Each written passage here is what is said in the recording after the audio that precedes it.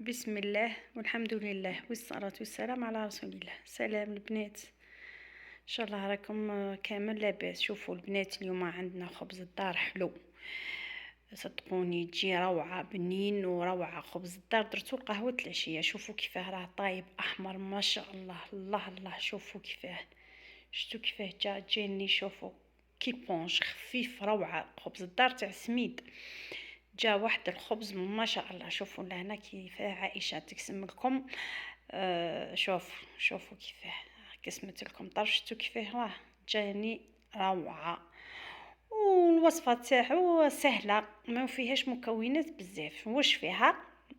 فيها كاس حليب ولا البن ولا حليب رايب واش متوفر. انا لهنا درت البن. كاس الماء على بالكم. الحليب ما البن، الحليب نقدروا ندفيوه، البن ما نقدرش ندفيوه. كي نديروا البن نديروا الماء حامي، نزيدوا نص كاس تاع كما راكم تشوفوا زيت وزبده ذايبه، ونزيدوا لهنا نص كاس ماء وربع كاس مزهر صافي. كاس غير ربع، تقدروا تلحقوا حتى الكاس، تعمروا الكاس. ومن بعد نخلطوا المكونات تاعنا. شوفوا ونزيدوا، شوفوا مغرفه كبيره معمره مليح تاع خميره. نزيدوا لهنا. شوفوا واش نزيدوا نص كاس سكر. هنا نديروا نص كاس تاع سكر.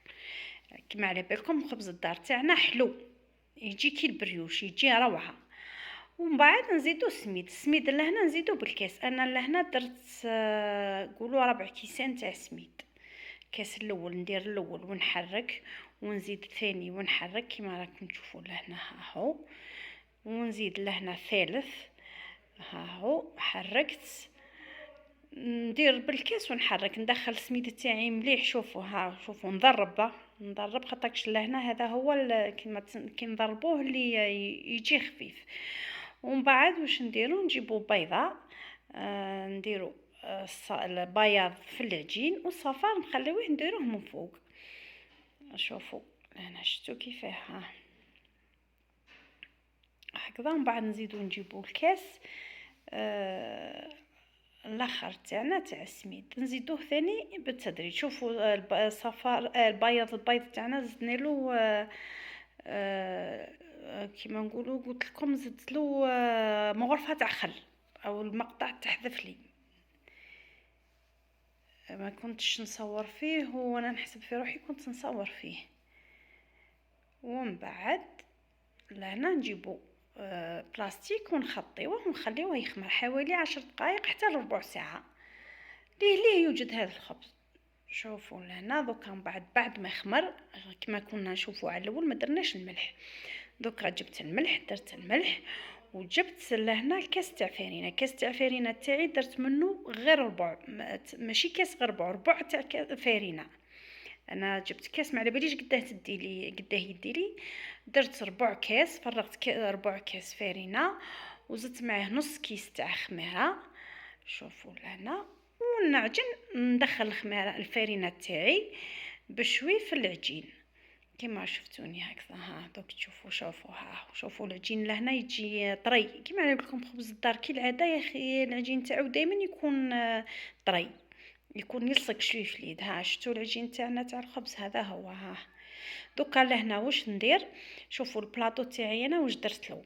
شعلت الفور تاعي، خليته حما البلاطو تاعي، دهنته بشويه زيت ولحته في الفور حما، وجبته هو سخون هكذاك، وانا حطيت فيه الخبز تاعي قرصته. ها شفتوا كيفاه هكذا قرصت الخبز تاعي وطراسيته كما نقولوا بالموس وخليته يخمر. من بعد ما يخمر جبت صفار بيضاء، درت له مغرفه صغيره تاع مزهر، ودرت له حوالي مغرفه كبيره تاع حليب كما راكم تشوفوا لهنا، وخلطته مليح ودهنت الخبز تاعي من فوق. دهنتو. وشنهي هنا البنات كي تجيو تدهنوه ما تتكاوش كيما نقولوا باش ما تفسدولوش الخمير تاعو، ندهنو بالعقل برك هكذا بشوي برك حتى نكملوا الخبز تاعنا. واللي تخاف ما تفسد له الطلوع دير له تدهنو قبل ما يطلع، على الاول خلاص تدهنو تحطوه يطلع.